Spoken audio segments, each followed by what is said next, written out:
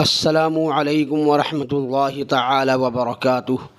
نحمده ونصلی علی رسوله الکریم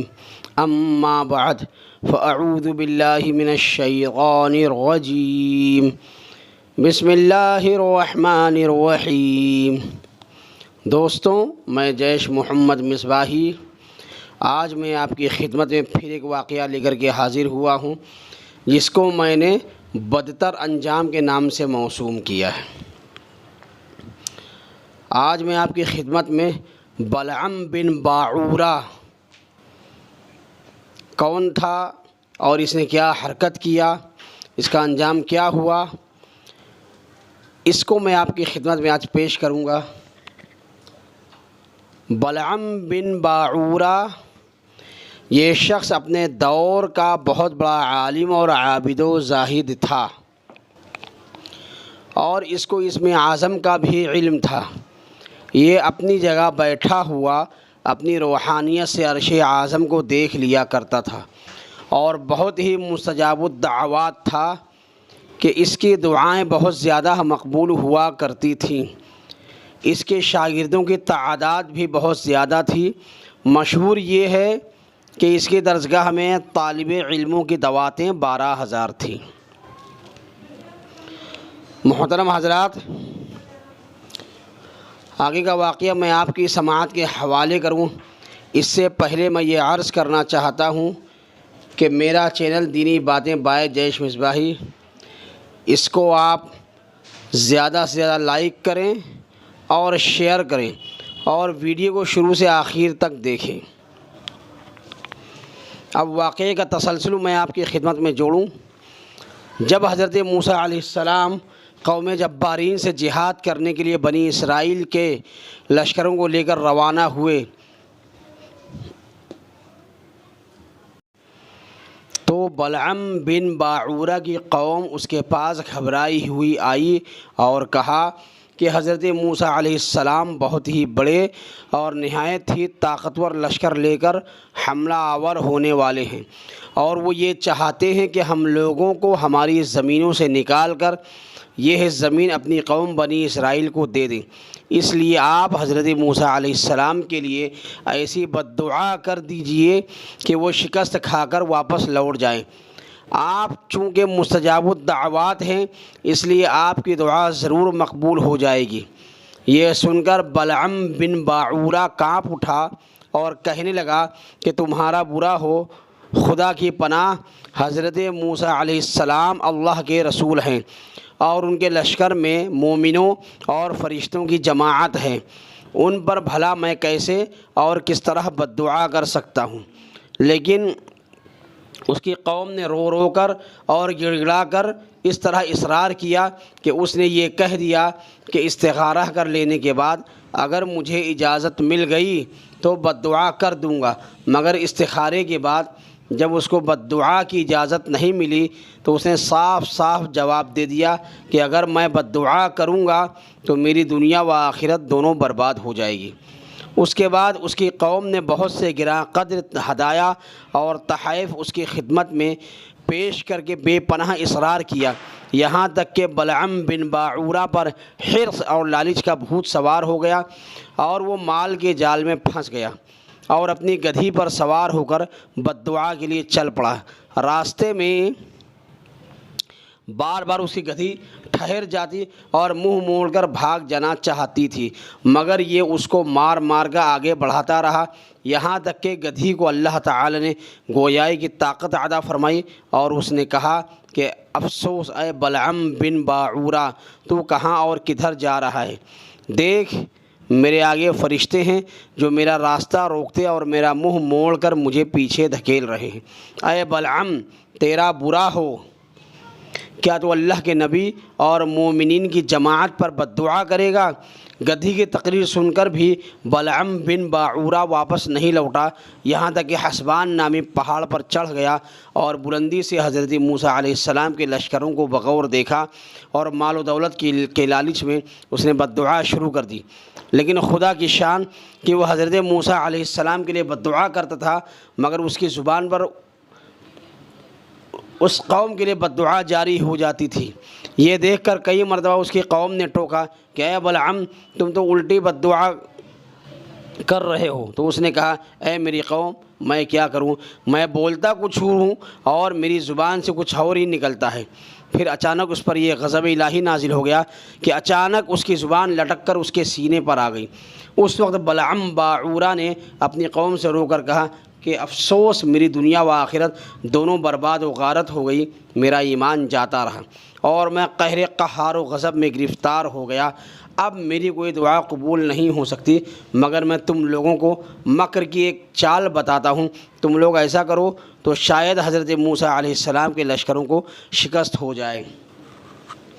تم لوگ ہزاروں خوبصورت لڑکیوں کو بہترین پوشاک اور زیورات پہنا کر بنی اسرائیل کے لشکروں میں بھیج دو، اگر ان کا ایک آدمی بھی زنا کرے گا تو پورے لشکر کو شکست ہو جائے گی۔ چنانچہ بلعم بن باعورہ کی قوم نے اس کے بتائے ہوئے مکر کا جال بچھایا اور بہت سی خوبصورت دوشیزہ لڑکیوں کو بناؤ سنگار کرا کر بنی اسرائیل کے لشکروں میں بھیجا، یہاں تک کہ بنی اسرائیل کا ایک رئیس ایک لڑکی کے حسن و جمال پر فریفتہ ہو گیا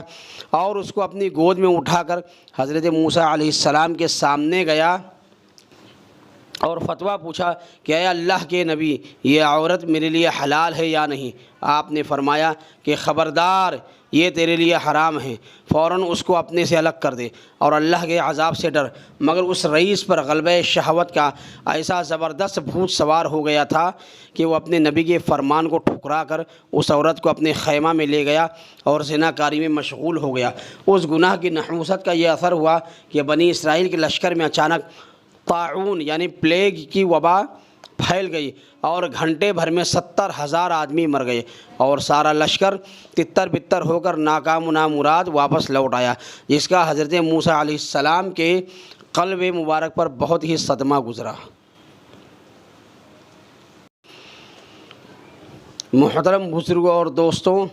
بلعم بن باعورہ پہاڑ سے اتر کر مردود بارگاہ الہی ہو گیا۔ آخری دم تک اس کی زبان اس کے سینے پر لٹکتی رہی اور وہ بے ایمان ہو کر مر گیا۔ اس واقعے کو قرآن کریم نے ان الفاظ میں بیان فرمایا ہے: وَاتْلُ عَلَيْهِمْ نَبَأَ الَّذِي آتَيْنَاهُ آيَاتِنَا فَانسَلَخَ مِنْهَا فَأَتْبَعَهُ الشَّيْطَانُ فَكَانَ مِنَ الْغَاوِينَ وَلَوْ شِئْنَا لَرَفَعْنَاهُ بِهَا وَلَكِنَّهُ أَخْلَدَ إِلَى الْأَرْضِ وَاتَّبَعَ هَوَاهُ فَمَثَلُهُ كَمَثَلِ الْكَلْبِ إِن تَحْمِلْ عَلَيْهِ يَلْهَثْ أَوْ تَتْرُكْهُ يَلْهَثْ ذَلِكَ مَثَلُ الْقَوْمِ الَّذِينَ كَذَّبُوا بِآيَاتِنَا فَاقْصُصِ الْقَصَصَ لَعَلَّهُمْ يَتَفَكَّرُونَ۔ یہ آیت پارہ نمبر 9 کی ہے۔ ترجمہ اس کا سنیے کہ اے محبوب، انہیں اس کے احوال سنائیے، یعنی بلعم بن باعورہ کے احوال سنائیے، جس کو ہم نے اپنی آیتیں دی تو وہ ان آیتوں سے صاف نکل گیا، پھر شیطان اس کے پیچھے لگ گیا تو وہ گمراہ ہو گیا، اور اگر ہم چاہتے تو اس کو آیتوں کے سبب اوپر اٹھا لیتے، مگر وہ تو زمین پکڑ کر رہ گیا اور اپنی خواہش کا تابع ہو گیا۔ تو اس کا حال کتے کی طرح ہے کہ تو اس پر حملہ کرے جب بھی وہ زبان نکالے اور چھوڑ دے جب بھی وہ زبان نکالے۔ یہی حال ہے ان لوگوں کا جو ہماری آیتوں کو جھٹلاتے ہیں۔ تو اے محبوب، آپ لوگوں کو نصیحت سناتے رہیے تاکہ لوگ دھیان رکھیں۔ اب میں آپ کو یہ بتاتا ہوا چلوں کہ بلعم بن باعورہ ذلیل کیوں ہوا۔ روایت میں آتا ہے کہ بعض انبیاء کرام نے اللہ تعالیٰ سے دریافت کیا کہ تو نے بلعم باعورہ کو اتنی کرامتیں عطا فرما کر پھر اس کو کیوں اس قدر ذلت میں گرا دیا؟ تو اللہ تعالیٰ نے فرمایا کہ اس نے میری نعمتوں کا بھی شکریہ ادا نہیں کیا، اگر وہ شکر گزار ہوتا تو میں اس کی کرامتوں کو سلب کر کے اس کو دونوں جہان میں اس طرح ذلیل و خوار اور خائب و خاسر نہ کرتا۔ اب ہمیں اس واقعے سے کچھ سبق حاصل ہوتا ہے۔ سب سے پہلی بات تو یہ کہ اس واقعے سے ان عالموں اور لیڈروں کو سبق حاصل کرنا چاہیے جو جان بوجھ کر اپنے دین و ایمان کا سودا کرتے رہتے ہیں۔ دیکھ لو بلعم باعورہ کیا تھا اور کیا ہو گیا۔ یہ کیوں ہوا؟ اس لیے اور صرف اس لیے کہ وہ مال و دولت کے لالچ میں گرفتار ہو گیا اور جان بوجھ کر اللہ کے نبی پر بد دعا کرنے کے لیے تیار ہو گیا۔ تو اس پر یہ وبال پڑا کہ دنیا و آخرت میں ملعون ہو کر اس طرح مردود و مطرود ہو گیا کہ عمر بھر کتے کی طرح لٹکتی ہوئی زبان لیے پھرا، اور آخرت میں جہنم کی بھڑکتی اور شعلہ بار آگ کا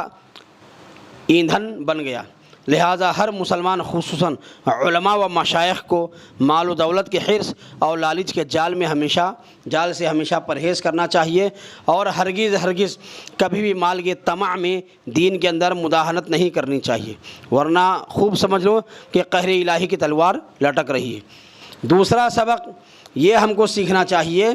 کہ حضرت موسیٰ علیہ السلام کا لشکر جس میں ملائکہ اور مومنین تھے، ظاہر ہے کہ اس لشکر کے ناکام ہونے کا کوئی سوال ہی نہیں پیدا ہوتا تھا، کیونکہ یہ ایسا روحانی اور ملکوتی لشکر تھا کہ ان کے گھوڑوں کی ٹاپ سے پہاڑ لرزہ بر اندام ہو جاتے، مگر صرف ایک بد نصیب کے گناہ کے سبب ایسی نحوست پھیل گئی کہ ملائکہ لشکر سے الگ ہو گئے، اور طاعون کے عذاب نے پورے لشکر میں ایسی ابتری پھیلا دی کہ پورا لشکر بکھر گیا، اور یہ فوج ناکام و نامراد ہو کر پسپا ہو گئی۔ اس لیے مسلمانوں کو لازم ہے کہ اگر وہ کفار کے مقابلے میں فتح یاب ہونا چاہتے ہیں تو ہر وقت گناہوں اور بدکاریوں کی نحوستوں سے بچتے رہیں، ورنہ فرشتوں کی مدد ختم ہو جائے گی، اور مسلمانوں کا رعب کفار کے دلوں سے نکل جائے گا، اور مسلمانوں کو نہ صرف ناکامی کا منہ دیکھنا پڑے گا بلکہ ان کی عسکری طاقت ہی فنا ہو جائے گی، اور پوری قوم بھاگتے ہوئے کتوں بلکہ چوہوں کی طرح کفار کی مار اور ان کی تلوار کا لقمہ بن کر صفحہ ہستی سے حرف غلط کی طرح مٹ جائے گی۔ دوستوں، میرا آج کا یہ واقعہ یہیں تک تھا۔ نیا واقعہ لے کر کے کل میں پھر آپ کی خدمت میں حاضر ہوں گا انشاءاللہ العزیز۔ تب تک کے لیے اجازت مرحمت فرمائیں، اور میرا ویڈیو شروع سے آخر تک دیکھیں اور لائک اور سبسکرائب کریں۔ السلام علیکم ورحمۃ اللہ تعالی وبرکاتہ۔